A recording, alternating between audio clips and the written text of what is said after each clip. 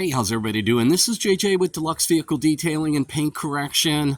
I am going to take you along with me while I do a one-step polish on this 1975 Volkswagen Beetle Carmen Edition. And I just want to show you some of the intricacies of doing a nice old Volkswagen like this. Hang out and come along for the journey with me as I get this vehicle dialed in. So the paintwork on this Volkswagen is very, very faded. I've kind of searched around on some of the, very tight areas thinking that this was, resprayed. There's definitely been, some paint work and some touch-up areas. And maybe this is the factory original paint. I'm just going to kind of go give a walk around. This will kind of be the before. But, inside the doors, everything looks, like it's been through quite a bit. But, hey, it's a 1975. And so I've got my work cut out for me here. But this car looks like it originally was yellow. Not sure if the yellow was, the original factory or it's been reshot. But everything in here, all the hinges, everything like that, I'm thinking that this started out as a yellow Volkswagen in 1975. I am going to try to help in some of these. Well, there's a little bit of rust here and there. I'm going to try and address this. I'm going to try and address all the, the bright work. This has obviously been redone as it probably had a single exhaust here. They have cut out the dual exhaust. I don't know a lot about 1975 Volkswagens, but this is just kind of my initial. I did a inspection on this car when I first saw it, but it's got, a fair amount of chrome trim. I am going to try to brighten some of this up. I'm going to try to make this thing, just a little more. So the woman, not looking for perfection, not looking to, really go, max out. I usually give clients 3 options, and she kind of went with a low to middle option. I'm going to do a one-step polish on this, probably use Sonex Perfect Finish, and the roof has yellow pads. See what my test spot looks like. But gonna give this a good go over, brighten it up, put a 6-month ceramic titanium sealant from Dallas Paint Correction. I have got my last supplies of the TK6, and we'll just go from there. So she stepped up from, just a wax job, get this thing cleaned up, get it shined up some, and looking a little better. I will also say that she, with a cloth and some, she said, very old polish and a dried up bottle, polished just this spot. And although it will be hard to tell right over between my fingers and that light, she worked on this area and it did bring out the shine. You can kind of see where she stopped right here. I know my lighting is not good, but I'll get the lights on. So I think this is going to come out nice. I'm going to have to do a fair amount of hand polishing around some of these tight curved areas and get this thing up to snuff. So thanks for being with me, and I will try to show you how I approach and go about all this. So the first start on this project, I'm going to work on the bright works before the wash. This is one of my favorite polishes, the white diamond metal polish, and it's also got a nice long-lasting sealant. Oxidation, discoloration, brass chrome, stainless steel, brilliant shine, and vanilla scented. So I I start out with a piece of an orange cutting pad that I specifically have a few of these pieces for metal polishing. They just have a real nice way of forming around the intricacies of any kind of metal bright work that you're working on, and just getting some on there. So just a very simple polish, removed some of the rust, and then you can see here from my towel, went and putting a few dabs on the microfiber, just getting in there, getting my finger up in there, trying to get around. It's really about as good as it's going to get. The rest of this is pitted in. These sides were worse than anything else, but they certainly look a lot better now. And I'm going to go around just with the microfiber towel, put a few dabs on, and just like this, probably plenty. Get yourself a nice little, for whatever size surface you're working on, and just a light polishing on the aluminum here. Give a nice glow. Again, we're not trying to go show car with this, but we're just going to remove some of this light oxidation and just give it a quick polish. So that's what I'm going to do. Just pretty simple, and I'm going to work my way around the car.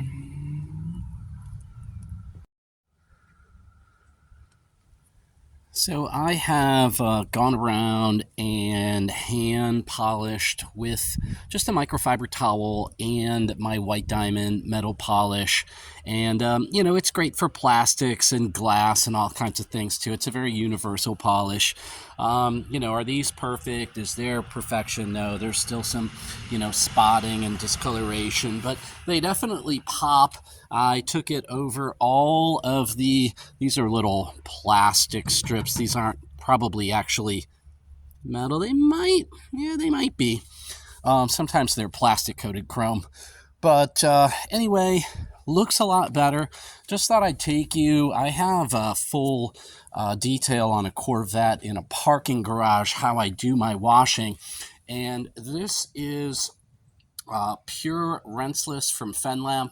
This is a 5-gallon bucket at 256 to 1. And I use an airless paint sprayer. This is from Harbor Freight. It has lasted me, I think, probably 4 or 5 years. Still works just fine. 1,000 to 3,000 PSI, which is not exactly like pressure washer PSI. It's airless paint sprayer PSI, which is a little different. So it's a lot safer. But it allows you to get in and really kind of blast away. This was all dirty. I think I showed you earlier. So I've just kind of worked around the car, and I just thought I'd give you a quick show of my technique. I sprayed this down. This vehicle has not seen a good wash in quite some time. There's my finger. So it's nice that you get a nice, stream. Yeah, it's nice that you get a stream when you turn it on. I turned it off because it runs a little bit. And I was just trying to get better audio for showing you that. So it is nice that it's a directional sprayer. Let's see if I can. So this is like the up and down, and you can turn it if you want to. But it allows you to get in and keep close to the inside opening here. And you can blast your way through a lot of dirt and grime. And then you can just take a series of brushes and get into all these tight spots. When I do an exterior detail, I do door jambs. When I do an interior detail, I do door jambs. I want everything to look good as they open the door, no matter what. This is the first thing that a client is going to see. This client has a son that collects these beetles, and he is going to be interested in having me do some more work. We want to make sure we do a really nice job. Not that just for that reason I do this for every client, but I get a series of brushes, some of these tight spots, get a little toothbrush in there. All right, hope you can kind of see what I'm doing. Pretty much, there we go.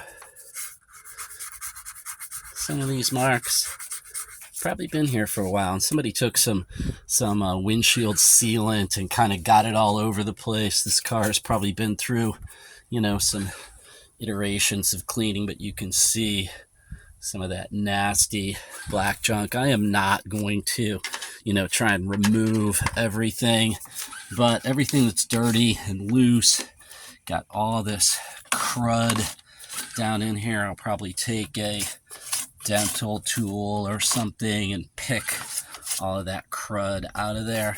But I just wanted to show you, these are actually little weep holes for the draining, that something like on a really dirty rocker panel like this,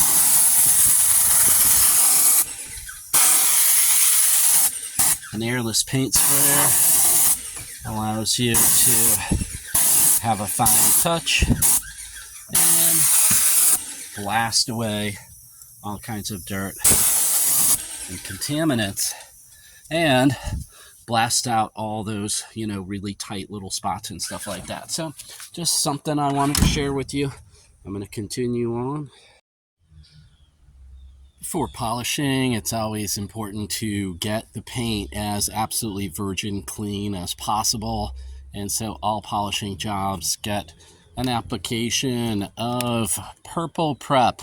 This is a iron fallout remover made by Superior Products.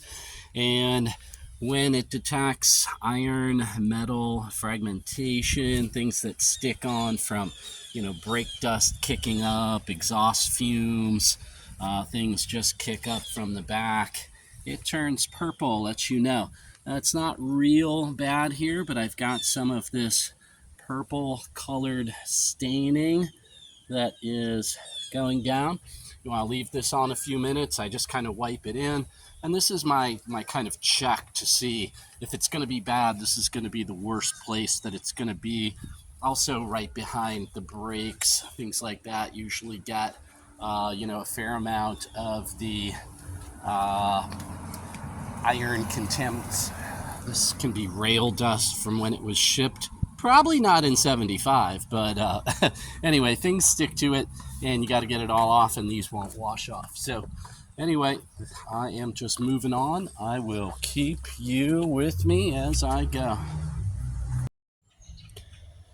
After I went around and used the Purple Prep all around the car, and I was picking up quite a bit of purple, especially on all the lower surfaces, I went ahead and rinsed everything off thoroughly with the airless paint sprayer and the FenLab Pure.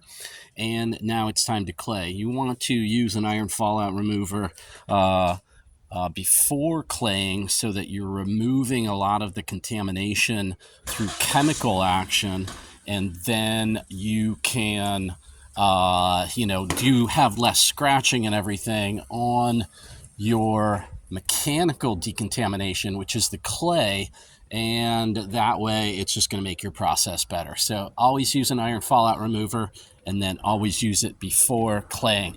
It will do you real well. So I, for a long time I was, all about the Blue Magic, Mr. Clay, whatever it was called. And this is Optimum No Rinse at 64:1. This is the clay dilution. So I've already used a synthetic clay on all the glass, and I would clay, this is a rather small piece, but now I kind of do testing with this. I look at a small piece, I get a rub around. Now here should be, fairly nice and clean without much contamination, right? It's right up here on the top of the vehicle, and no problem. It's thoroughly been washed and rinsed a couple times. and I'm picking up zero color. I know I'm using kind of my shaded area. The lighting isn't real good, but you can see that there is no nothing being picked up. It's not dirty. Now I've got some weird marks here. You can kind of see them on the edge. The iron fallout remover was kind of doing a pretty good job, but this has been washed and not removed. And you can see, well, back up here, you can see how the clay will grab hold of whatever that material is and pull the top part of the little mountain of debris. And looking at my clay, I'm going to fold this over. That's what's nice about clay bars. Always start with a fresh surface. So I'm going to put the lube on here. And, you may also come up with, little areas like this where you're washing it, and you could see how that just disappeared. Let's see if we can get that little spot. I know my lighting is not great, but it's nice and shady. So almost took that spot completely off, and it's just kind of all along this focus. It's kind of all along this rim. So, for really stubborn areas like I'm finding along this, lube it up. Excuse me while I put some lube in my hand. It's kind of weird. And then you want to remove any contamination particles that are left behind. You don't want to pick these up on your polisher, right? So clay barring, super important. Now, all of this may not be able to be removed. I may have to, come out with the big guns and come out with some paint thinner or something like that. I have no idea what this material is around here, but it's very stubborn.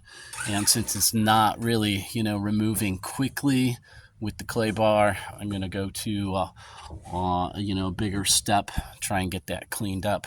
Certainly don't want to be polishing over it. So I'll check some other areas, and I will use the synthetic mitts. I put one in each hand, and really just kind of spray everything down. Open this up a little bit. Spray big sections. Put the clay bar right on top where it's not going to fall off. Okay, I'm living on the edge maybe a little bit. And these clay mitts, they've got the microfiber on the one side. I dunked them into the rinseless pure, FenLab pure. And I'm not really feeling too much contamination on this. Sounds like I am. And the sound is a good indicator of how clean your surface is. This paint has some cracking, some crow's feet. See that there? I know I'm on a shaded area, but that, of course, is good working conditions for all of this. So that's all there is to it. You take these clay mitts, and you can tell. Listen.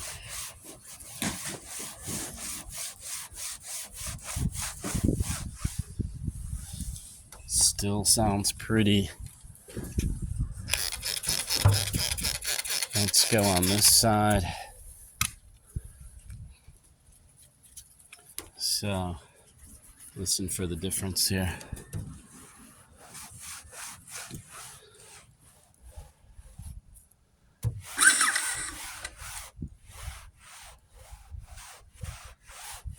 I can feel a lot of that contamination on this side. So I've got my machine making noises and my Neighbor is breaking up boxes and stuff. So I'm just going to let that go. I'm going to keep on getting back to work, but you get the general idea. You're trying to pull contaminants off the paint surface so you don't pick it up on your polisher. All right, thanks. So I am starting out this polishing project by putting some Sonax Perfect Finish on a piece of an orange Lake Country Force pad. Pretty nice, solid cutting pad. And I just wanted to see how easily this oxidation was going to be able to be removed. So I just did this little section. I'm sure you can see the difference in the color there. On this little piece that goes over the license plate, has the lights underneath it and stuff, and you can actually see this line that where the license plate has always been on this car. You can see that there's the nice color in the yellow.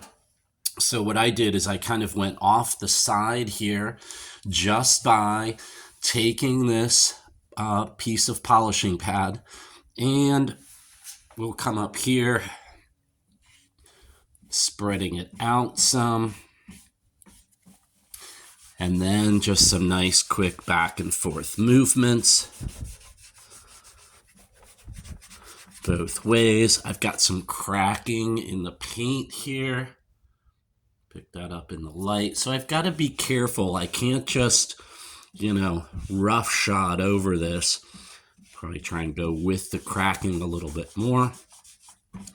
And it's just a process. It's just a going over this,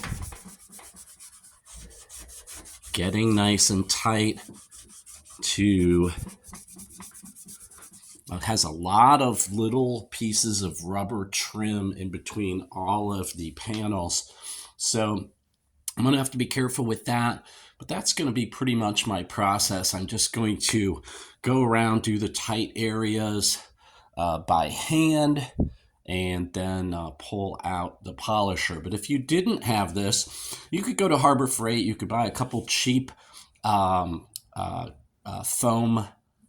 pads that go onto a dual action polisher, and then you could just cut them into some sizes, maybe cut one into some shapes, keep the other one bigger for some panels, get some polish on there, go to town. I believe this to be a single stage paint. It is 1975, which would put it in single stage time frame, but I have found some paint spray in some areas. There was some on the inside of the glass, things like that. So this thing has been reshot. It certainly doesn't look like it's got clear coat, but it might be a, older cheap paint job with the integrated clear coat, probably a polyurethane, something like that. Anyway, doesn't take too much. And remove the polish. And voila. And you can look at the difference there. Really, really nice from the faded, hardly any shine. Come over here just with a little bit of work. Look at the difference in that yellow here and here. So I'm going to get this thing all zipped up and looking good, and I'll take you back in later. Here's just a kind of pre-polish walk around now that everything's been prepped with this vehicle, thorough wash, iron fallout remover, clay bar, all that's yesterday. It's early morning, Saturday, next day. And I just wanted to kind of walk around and show you I don't know if the light really does it justice, but it's just a very light yellow. There is a little bit of shine coming out of the lights there on the ceiling. It's kind of a two-tone yellow in some areas where there's been some touch-up work.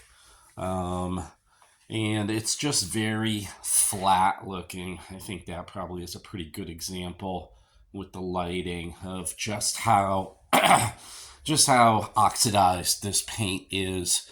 As I just shot my little test sample by doing some of the hand area back here. I really, I don't think this is single stage painting. With some light polishing by hand, wasn't really removing yellow. So this may be an integrated, clear coat with the, um, with the paint itself, but you can see the difference in the paint in areas like this that have been covered up, or as I showed you last time, where the license plate, has taken that oxidation and blocked the sun. So anyway, I've got my hands pretty full with this. It's very intricate. It's going to take quite a bit of hand polishing, just because of all of these, real tight recessed areas. And, and then I've got some nice big panels to work with. So anyway, looks a little better on this side. But I am going to try and bring out all the nice shine I can, and I just thought I would do a kind of walk around so you can see a better before and after and everything. You can see the color change I was able to bring out just with a little bit of hand polishing. And I used to do a lot of hand polishing, so way back in the day, I would polish out an entire car by hand. Yeah, it would take a while, but it was satisfying too. So anyway, I just hadn't kind of done after the prep was done. I just wanted to kind of give you a full out, there are some areas like here where, the paint is in really bad shape, got a little rust coming through. I've got to be super careful not to, pull off more paint there. And the owner is, not looking for show car quality, anything like that. We just want to really bring the gloss out and remove this oxidation as best as can be done. So, there's a good example there too. Difference in color. Yellow. So I am going to try and get this yellow as close to this yellow as I can. Probably won't be able to get it, maybe quite that good. But anyway, I thank you. As I'm making a way around the car, just show you the extreme difference in color change just with the foam pad and a little bit of medium polish. If you're not familiar with Sonak's Perfect Finish, it's kind of a medium on aggression, pretty good on gloss. Let's see, we haven't quite matched that, but I did polish out this side. I brought out quite a bit of gloss. I'm never going to get this deep yellow color. I'll see, once I go over this with the polisher, but I kind of like to just get around these tight areas by hand. Kind of hard to see the color change there, but you can see a little more yellow here, a little flatter here. This is a brand new cell phone for me that I just picked up yesterday, so maybe you got some strangeness going on with changing the light input. I haven't really played with it much, but anyway, just wanted to show you that you can get, there's the yellow, there's what it was, so you can see a definite color change and gloss change as I move down to this half that I haven't done. So this particular paint on this particular 1975 Volkswagen, coming up nice. I am going to, do the full one step and try and blend these areas in. But there are, if you are polishing, and that's why you're looking at, and you're polishing an older classic VW Bug, boy, there are, a lot of little intricacies. It kind of reminds me of a, G-Wagon or a Hummer or something like that, where it's just got a lot of little tight, weird places, and you're going to spend some time polishing. So be prepared.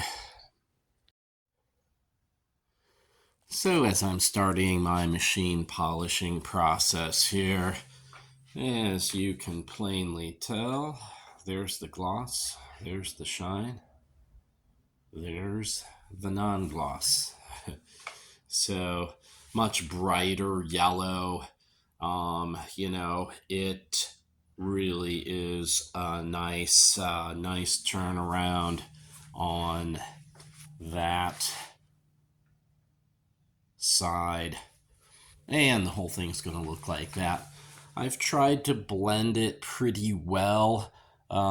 It looks pretty good to me. I'm going to put some better lighting on it. This is just my initial. I think I did 4 section passes up, down, back, forth with the yellow Rupes pad on the Rupes Melee, which is the direct drive dual action polisher with the perfect finish. I'm doing my wipe off these days with the Pure as my polish wipe. It's the rinseless that I was actually washing the car with, same dilution, 256:1. And instead of using panel prep that I will do at the very end, I have just decided, a few months ago, I'm like, why am I going through all this panel prep when my initial polish wipe off is a dry cloth and then panel prep? And I started going with a, slightly damp sprayed down with the Pure rinseless, which is, pennies a gallon, and then taking the polish off with that. And then my last step is using the OPT, the Optimum Polymer Technologies panel prep. So anyway, just a little backside. Also, yesterday when I was doing the clay, and it was sounding the synthetic clay mitt. If you look into this paint right above the lighting, you can just see that there is, kind of cracking, crow's feet. The overall condition of this paint is just really, really poor, and or the paint job whenever it was done. So I was picking up some sound, but there was actually no contaminant coming off. And that is just in the overall condition of this paint, and it's neglect. So when I was going over this area yesterday, I was really picking up a lot of sound, and I thought, well, that's weird. The clay is showing me nothing. The actual clay bar, and anyway, I smoothed it out. But as I've pointed out before, there's some really bad areas on this paint. I've got to be really careful. I can't go, too crazy on it, but huge difference. Beautiful gloss. That's what we're looking for. We're looking for some correction, and this looks amazing. So I'm going to keep on going. So as I am working my way around the car, and I'll ask for some forgiveness for my voice. I'm actually not feeling all that well, but I'm just trying to wrap this up. I actually pushed this job back kind of an extra day as I took a little time yesterday. I started feeling kind of bad, and Anyway, I just thought I'd get through this. I'm down to just this rear fender and the two doors, and then I will be wiping it down with the Optimum Polymer Technologies panel prep, just to get any kind of, oils, polishes left over after using the pure rinseless as my, polish remover, as I'm doing just a, wipe after the polish. I did manage to get a 5-gallon bucket underneath this. Just a little tip or trick if you're working on an older Volkswagen like this, or even with the rounded fenders, a newer Volkswagen Bug, or, a Porsche, or anything that's rounded. I'm going to show you just a little bit of my polishing technique on that. But you can see I've got great gloss going on. I don't know how well that will show, but everything that actually looks pretty faded in my viewfinder, but you'll just have to trust me. It's actually a pretty nice yellow. I've got my lighting over here, and this paint is very faded out. You can see the original factory yellow. This was clearly repainted. I don't know if I said this before, but it's not a single stage. On my pads and stuff, there's just like a little bit of yellow. I think it's just the oxidation coming up. But I'm going to set you down here and show you just, using a 3-inch and a 5-inch pad. And again, these Rupa's yellow pads, they've got this nice, concave, I believe it's called, section on the pad here where it allows you to kind of reach into some of these tighter areas. And also on my 3-inch, also you can see that same kind of angled, beveled. That helps out instead of having a straight pad to get into some of these tighter areas. Now, I did all of this by hand, and probably hard to see here, but there is a definite color change from here to here where I did the hand polishing with the foam pad pieces. And now I'm just trying to blend it all in, so I'm getting as tight as you can. I can see that this is very faded right here, and you can probably see the color change right here where this is more of a brighter yellow. Although the repaint on this, I think, was more of a dusty yellow. I think the repaint was not as mustardy as this color when it was done. So I think it's kind of a dusty yellow as I've, polished it and spent some time on it. I think I'm, aware of what I've got. So with that being said, let me set you down here. Get you there. So to prime a brand new pad, I do my little starfish type, or sand dollar rather, lines, and then I've got a few small dots in there. I use probably a little bit more polish than most, but I pretty much finished. So if you're new to polishing, and this is not a polishing tutorial, you want to dab the polish out, kind of spread it out, set it on your lowest speed setting.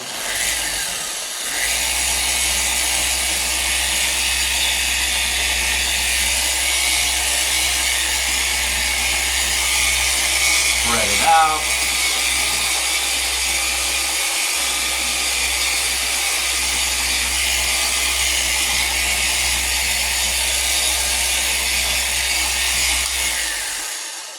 So that gives you a nice kind of even coating, right, to work with. So you're picking up fresh polish. I do have my Buff Bright flamethrower. Love this thing. Adds more light wherever you are. So pat down, turn it up.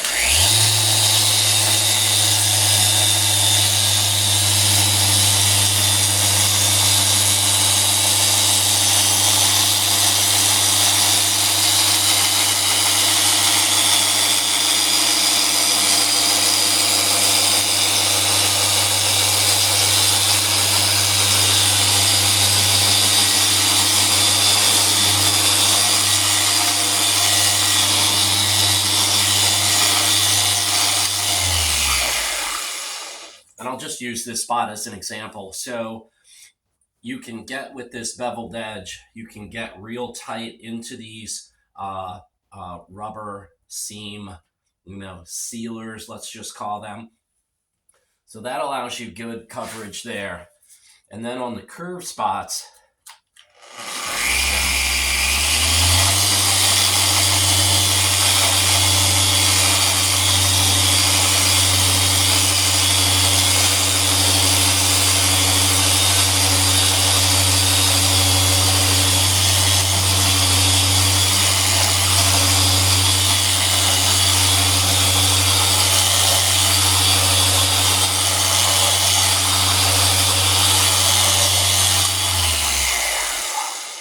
you can kind of use those two techniques, kind of the scalloping back and forth and then running it down. That's great for that. When you get into these tighter areas that are harder to get, a 5-inch pad, or you're, working it on an angle, I'll take a little of this, again, starfish pattern, tab this out here.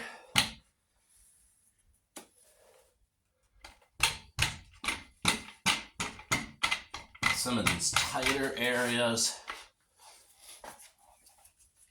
again, speed 1.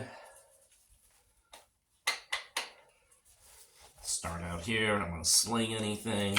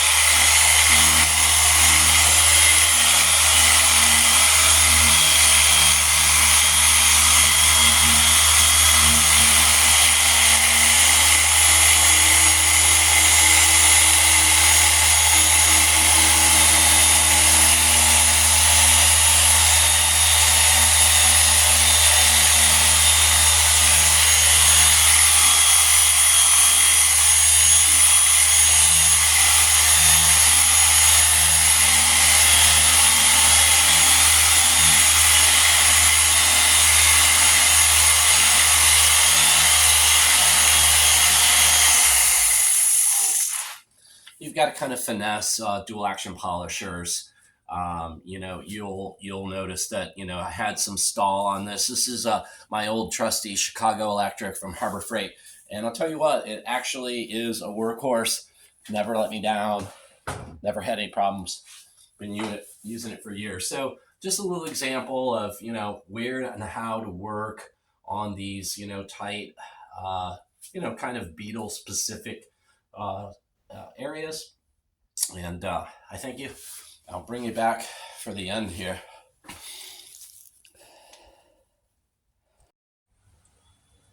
So this will be the wrap-up video on this. As always, give me a thumbs up. It really helps my algorithms and helps the channel grow. Give a comment. Share it with someone you might know that owns a Beetle or has a car that's got some oxidation and they're thinking about polishing it. This total job was 8 hours. Now that was with some metal polishing. That was with, all the plastics and rubber treated, things like that. And of course the whole prep, which was close to 3 hours. It was a little longer prep, but I did do, chrome polishing and, there was some extra work. It wasn't just standard prep, which is, strip wash, the iron fallout remover, and the clay bar. And so anyway, I think this thing came out real nice. I hope you'll be able to see. Let me see if I can get some nice shiny gloss pictures here out in the sun. Just pulled it out. Clients are about to pick it up. Won't be able to tell on this back bumper, although the bumpers are, in pretty poor condition. I really got a lot of gloss, got a lot of gloss out of, the nice chrome. I love 70s and 60s cars. You've got chrome, you've got, a little character. These mirrors were in pretty bad shape. Got them all shined up. They've got a new set of wheels coming, and they've got the rear lights coming for this car also. So I didn't worry about those. What my comparison was where the license plate is, and there is some rub there from the vibration of the license plate because it just connects in these two areas. I know it's kind of dark right there, but you can see that. I tried to blend so that what was in the shade for this car after it's been painted, now I tried to polish to match the color. And other than the rub line right there, as you go from side to side, and as I showed you in an earlier video where I had, hand polished some and it was very distinctive, now that is all even and blended. So I've matched the color with the polish as best as possible. Like I said, nice gleaming chrome here, looks great. Again, condition wise, so-so, but at least it's shiny. So this is what 8 hours of work can do. Make sure I've got this thing down, and this thing is all ready to get picked up. I think the gloss came out really nice. Very, different yellow than the faded oxidized yellow that I started off with. But about 3 hours of prep and about 5 hours of polishing, give or take. So if you've got an idea, what to expect on a job like this, that'll give you some kind of an idea. I thank you for being with me. This, I said, is a new cell phone that I have not, played around with really. I just started recording, and I will maybe be able to hook this up to a Bluetooth wireless microphone, as I tried 3 different microphones on my last one, and that will allow me to make some better videos as I'm moving around and showing some things, and I'll have the clip-on microphone right with me. So as always, I'm trying to do a little better. I do get complaints from some of you that my videos suck, and that's okay. I'm not trying to make commercialized, perfect quality videos. I'm trying to show you guys what I do and, some of my experience, and give you some tips and tricks. I'm not into, all of the perfection of editing and all of that, but I do little by little try and make things better. And I appreciate each and every one of you sticking with me. I'm feeling kind of sick right now. I'm not in the best of shape. So even my poor speaking ability is somewhat more poor right now. Anyway, thanks. Take care and enjoy making your vehicles beautiful. Flip side.